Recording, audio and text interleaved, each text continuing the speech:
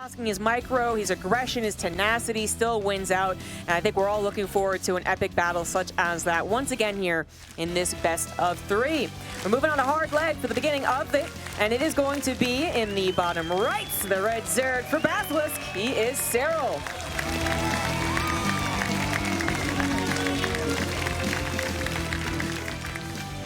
And his opponent in the top left. A fantastic top-tier Terran player, but he finds himself as the underdog in this match. Representing Shopify Rebellion in the blue, it is ByuN.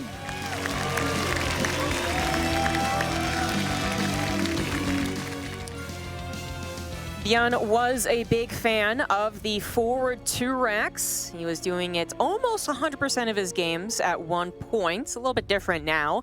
But when he was doing that for the most of them, there was one other build he was doing, and that was the command center first, which is what we are once again seeing here on hard lead. He does enjoy mixing this in. ByuN prone to going for 3 racks afterwards sometimes and doing a stiff stim push. That is a very binary build usually. It either finds the big damage, gets the Zerg off balance, or they handle it just right and it's a bit of a fall-off point. What I'm most excited to see is when does the 2-base timing attack come out for ByuN, because ByuN's always mixing that into every Zerg versus Terran. Doesn't matter who he's playing. And he manhandled Serral in a single map. I can't remember if it was on Solaris, I believe, where he did that maybe a month ago. And I was just in awe of the fact that he could do that to Serral, because I thought Serral was one of the best at defending the 2-base aggression. But when ByuN gets going with the Marine tank on 2-base, it's just like wave after wave hits you.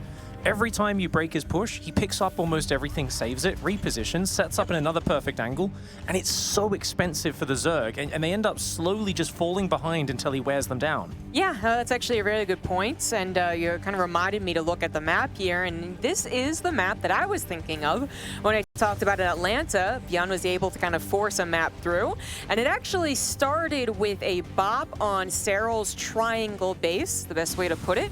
Opposite sides at that particular time, but the point is. And that was, you know, kind of seemed surprising, but then Serral also, I think, played against Oliveira, actually, but it was another Terran, same map, different build, but same situation. He once again was underprepared for defending the triangle base. So weirdly enough, it kind of seems like a little bit of a weakness, but it's really too hard to say that it is, right? Because Serral obviously still feels comfortable on the map. He knows that he makes those types of mistakes, and he's always looking to improve on the next iteration. I think it just comes down to the Terran's slight tweaks of the timing, their slight different ability to actually save those units like you're talking about, and whether or not he actually is fine against it. But you're right to call the multiple barracks following up his command center first, something that Serral's Ling did see, kind of. It actually only saw a tech lab, but I think that's enough, though. I think that is enough, yeah. I don't think you're going to have a command center first and a factory that's also had time to build a tech lab yet. There's just no way. So timing-wise, that is, of course, a big tell. ByuN unable to stop it because he went reactor first on the barracks, and he's going to have an immense amount of Marines. Now, the double tech lab is great because you get stim and shields at the same time, but the 4th barracks is wild. I mean, this is something ByuN used to always pull SCVs if he went 4 racks. It was always an all-in. I don't know if that's the case here.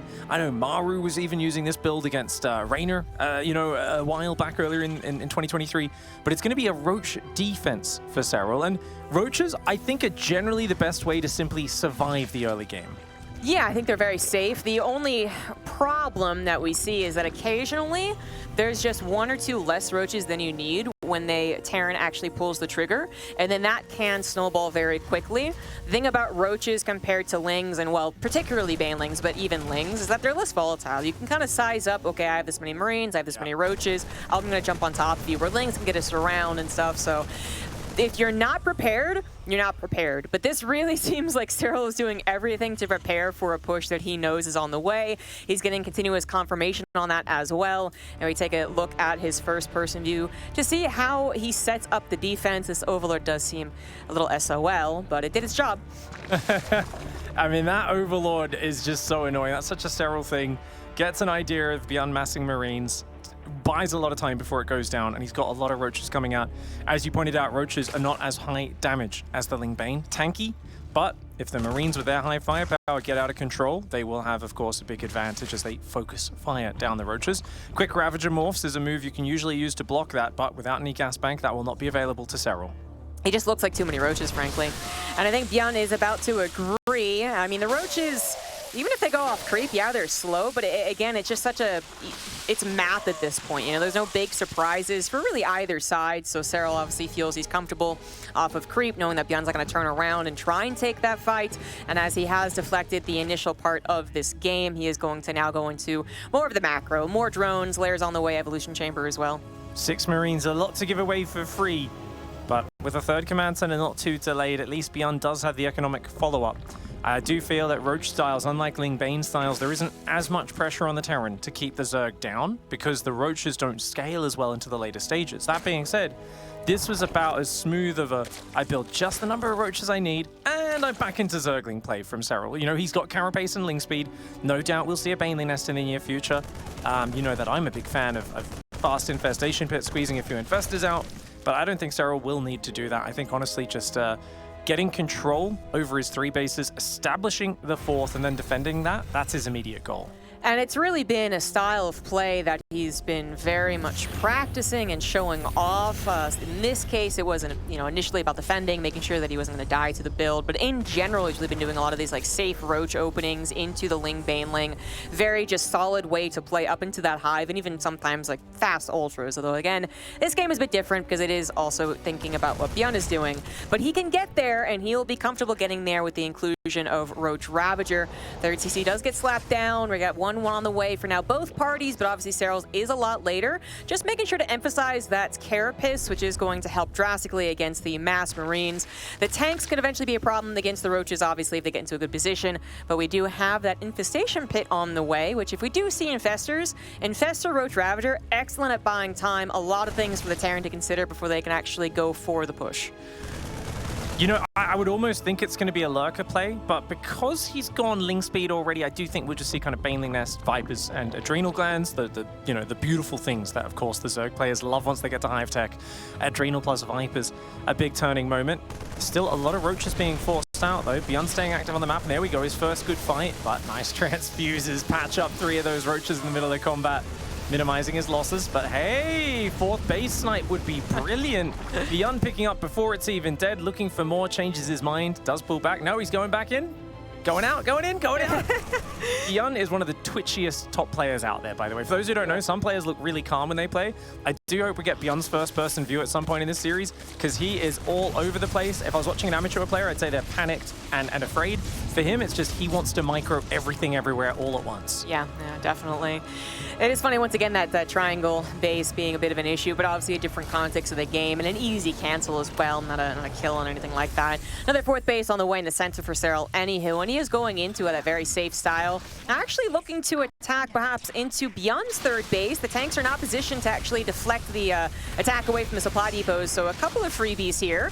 Serral, I don't think he's really in danger of being overwhelmed, so him just pushing and prodding and being annoying is really acceptable. Now he's just running into the discount aisle and grabbing whatever he can and throwing it into his basket before he gets out of there. Just a couple depots, and that one does burn. No, saves it at the last second. Bit of a mistake for ByuN to let the Changeling in before that fight. That was, of course, the thing that gave Serral the knowledge of where those tanks were sieged to poke forwards. Vehicle weapons is finishing for +1. 2-2's almost ready. So ByuN has an upgrade advantage, but I think he is a momentum-focused player. Very few players want to play Serral in the end game. With Infestors out, a Baneling transition on the way, the window is closing. Does feel like Serral is getting into his game, which basically everyone, including the players, including ByuN himself, has agreed is the best. They all voted for him. So this is really scary. One thing I will say is that hard lead does tend to condense. It is maybe a smaller map, but then also the rocks break down. And so if you gain momentum, you gain it pretty hard, but can ByuN actually do that? Does dodge away from the fungals on the high ground, which could have started things off very poorly for him, but actually will make it a relatively safe transition over onto Serral's side of the map. Serral just shy of having a Viper prepared, but at least have Baneling speed here as he tries to defend his 4th base. Serral's worker count is very low. As good as the fights have been so far, ByuN can calm down here. The problem for ByuN is I think he feels like he has to make something happen. Serral swinging around with a big Roach counter attack. He's going to hit the 3rd base. Great choice to trade these Roaches off outside of a direct battle.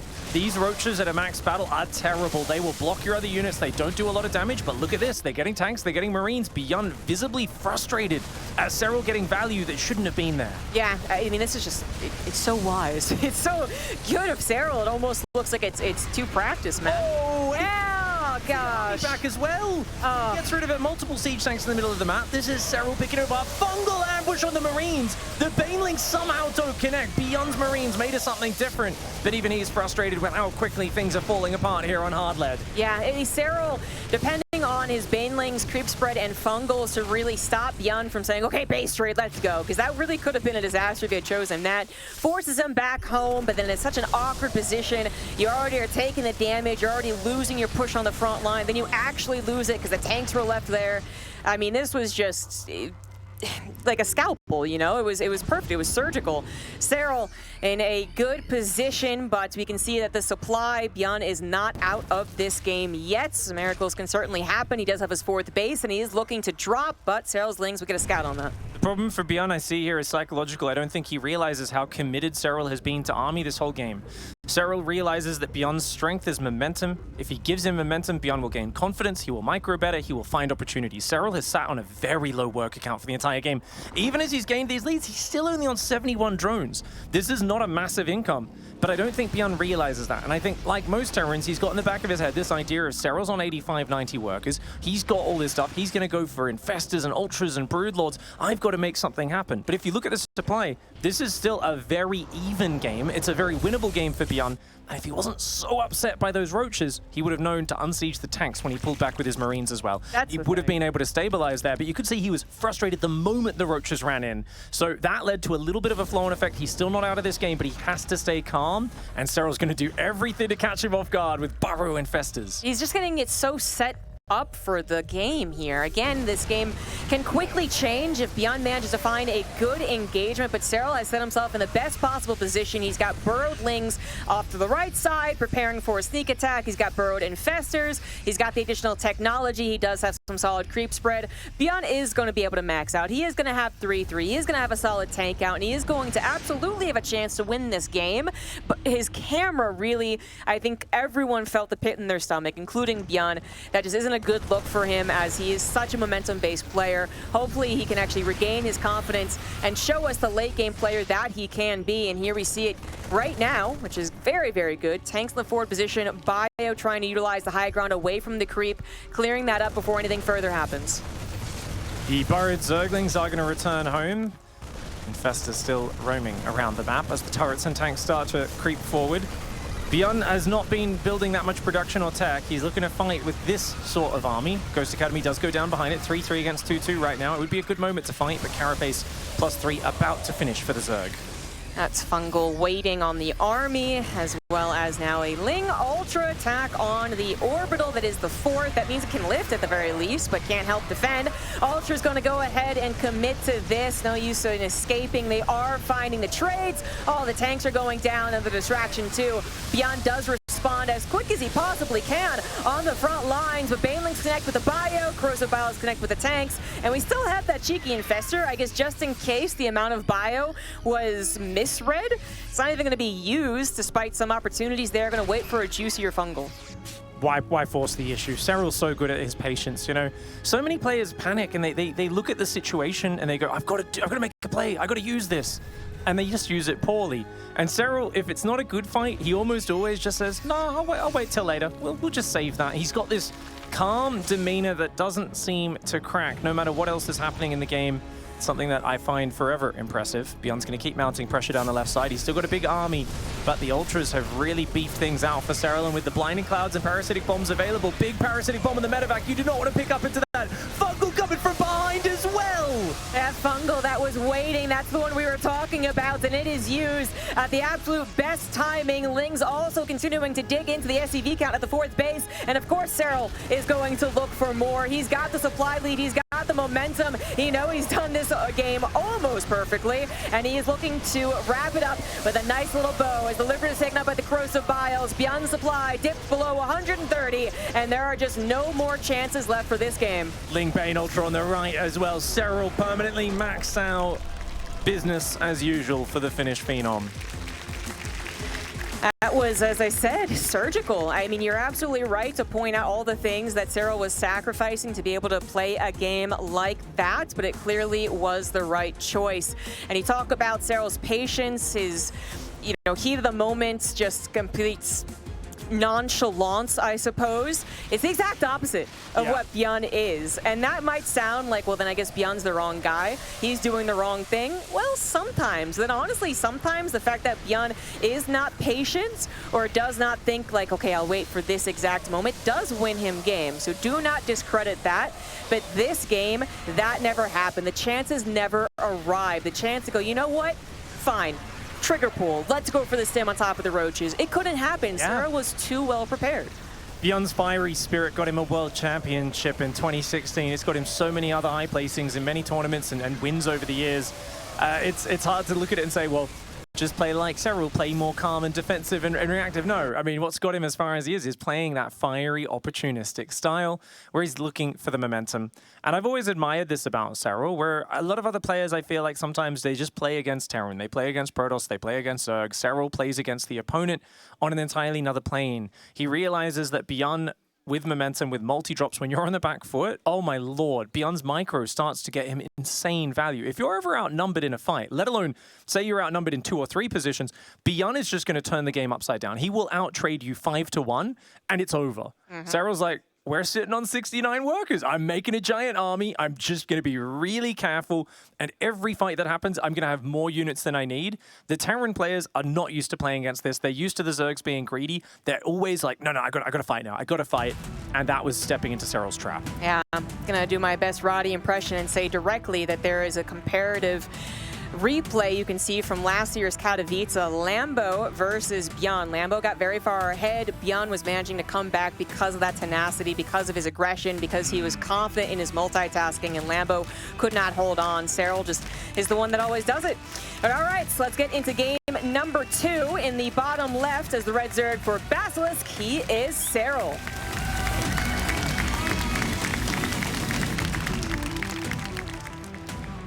Now down 0-1, he's going to have to win 2 games in a row here to get that first place group and the spot right to the top 8. In the top right, representing Shopify Rebellion, it's ByuN.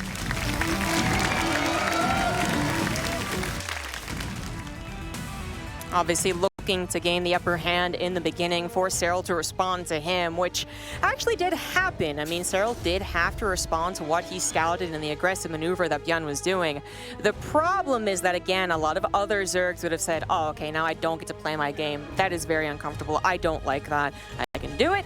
I don't like it. Serral, it looks like he can do every style and just not care. He's like, oh, you forced me to do that. All right, cool. Like, I'll do it. It's fine.